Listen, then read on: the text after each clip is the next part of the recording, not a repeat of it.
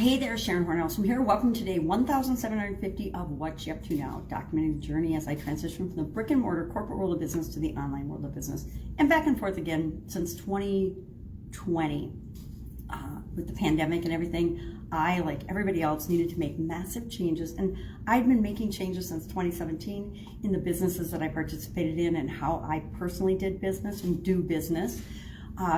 But in 2020, every one of us got a wake-up call. If we weren't prepared, and most of us were not prepared for a pandemic. I'd never thought of a pandemic when I was creating my emergency action plans for my different businesses throughout my career and my business ownership, entrepreneurship, whatever you want to call it. So today, for our annual challenge, the 365-day challenge, to do one thing every day that improves us, we're talking about thinking for yourself and how do we go about doing that. And so I shared 7 different tips and things to consider as we're thinking for ourselves and forming our own opinions without undue outside influence, and the importance of having a process. I think I didn't even talk about that, but I think it's important that we have a process for how do we analyze things, how do we make decisions, how do we decide, how do we know that we're getting the right advisors and the right advice to make different types of decisions in our life.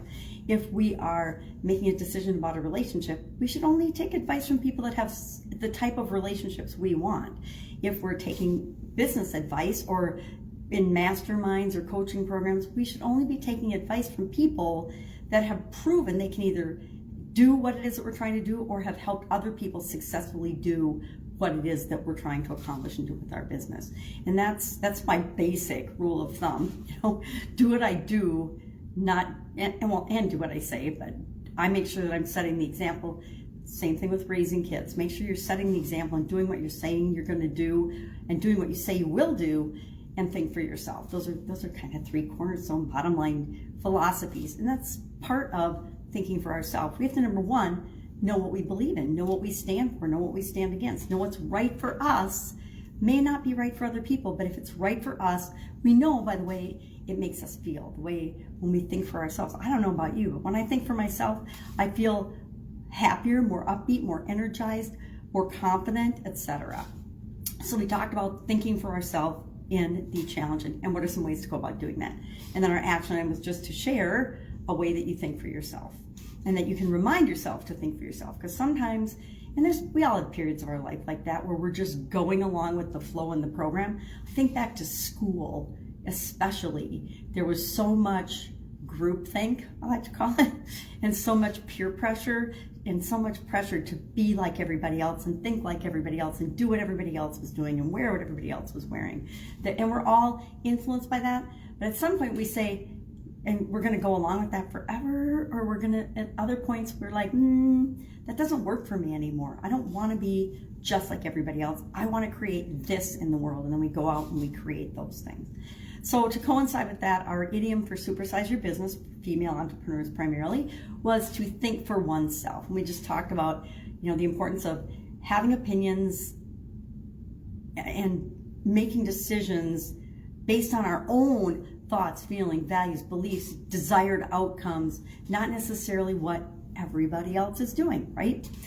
Just because a lot of people believe something or think something doesn't mean it's true, doesn't mean it's right, doesn't mean anything. They might just be like everybody else, brainwashed to do and say what everybody else says. I see that a lot in language, and I think that's why I'm so fascinated by language. Somebody will say something. Here's my example. The word dude. My kids were little when dude became a popular way of addressing people and calling people. And I swore up and down I would never say dude.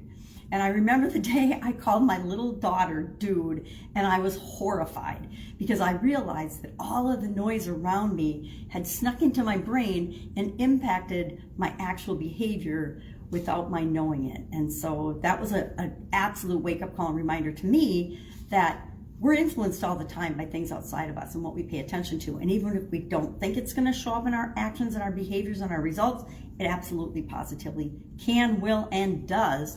And we have to have ways to check ourselves and say, yeah, no, that's not in my vocabulary, not going to say that. Definitely not going to call my daughter a dude, although I've probably done it more than once. So today, have an absolutely amazing day. I'm traveling for probably the next month or so, so expect me to be coming to you from very strange places like Kearney, Missouri, Holiday Inn Express hallway, so that I don't disturb other people and so I can have quiet where I'm making my videos. It was down by a conference room, but it was still too loud with everybody eating breakfast and things. All right, if I can help you anyway, ask, just message me or Voxer me. Voxering is my favorite, pajamagrandma@gmail.com, because I can answer you right away no matter where I am and what I'm doing. I can usually get a minute away to listen to your message and then respond. All right, have a great day, and I'll, of course, be with you tomorrow.